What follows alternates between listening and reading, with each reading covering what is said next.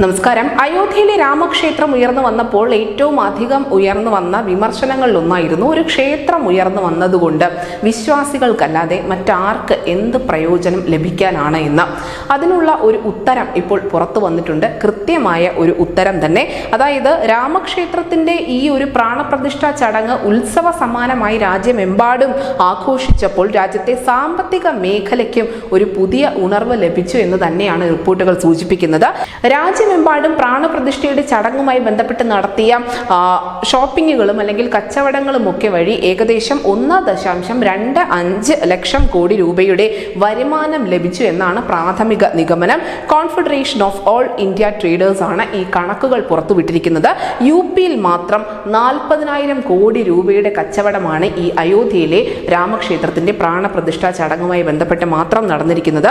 അയോധ്യയിലേക്ക് പോകാൻ മറ്റ് സംസ്ഥാനങ്ങളിൽ നിന്നുള്ളവർ കൂടുതലായി എത്തിയ ദില്ലിയിലാവട്ടെ 25,000 കോടി രൂപയുടെ കച്ചവടം ഇതുമായി ബന്ധപ്പെട്ട് നടന്നിട്ടുണ്ട്. ചെറിയ കച്ചവടക്കാരാണ് ഏറ്റവും അധികം നേട്ടം കൊയ്തത് എന്ന് ഈ ഒരു കോൺഫെഡറേഷൻ ഓഫ് ഓൾ ഇന്ത്യ ട്രേഡേഴ്സിന്റെ സെക്രട്ടറി ജനറലായ പ്രവീൺ ഖണ്ഡേവാൾ പറയുന്നുണ്ട്.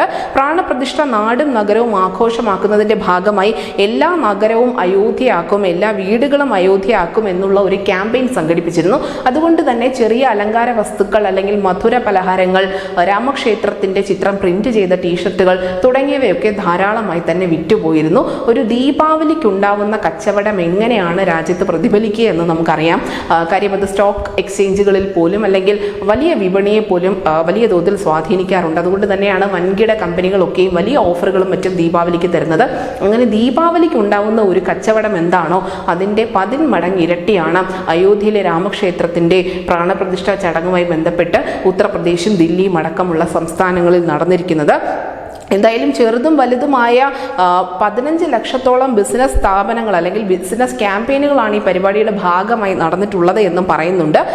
വലിയ ഡിമാൻഡ് ആ സമയത്ത് ക്ഷേത്രവുമായി ബന്ധപ്പെട്ട വസ്തുക്കൾക്ക്, പൂജാ സാധനങ്ങൾക്ക് ഉൾപ്പെടെ അനുഭവപ്പെട്ടിരുന്നു. അങ്ങനെ പൂജാ വസ്തുക്കൾ അല്ലെങ്കിൽ പുഷ്പങ്ങൾ, അങ്ങനെ പലവിധ മേഖലയിലുള്ള നിരവധി ചെറു കച്ചവടക്കാർക്ക് വലിയ നേട്ടം കൊയ്യാൻ ഇതുവഴി സാധിച്ചിട്ടുണ്ട്. ആ കണക്കുകൾ തന്നെയാണ് ഇപ്പോൾ പുറത്തു വന്നിരിക്കുന്നത്.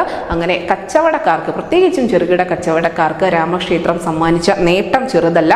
ആ കച്ചവടക്കാരിൽ ഭൂരിഭാഗവും ഹിന്ദുക്കളാണ് എന്നൊരിക്കലും പറയാൻ സാധിക്കില്ല. മറ്റ് ഇതര മതസ്ഥരായ ആളുകൾ തന്നെയാണ് ആ കച്ചവടക്കാരിൽ ഏറിയ പങ്കും. അതുകൊണ്ട് തന്നെ എല്ലാവർക്കും അയോധ്യ സമ്മാനിച്ചിരിക്കുന്നത് നേട്ടം തന്നെയാണ്. News desk news India Malayalam.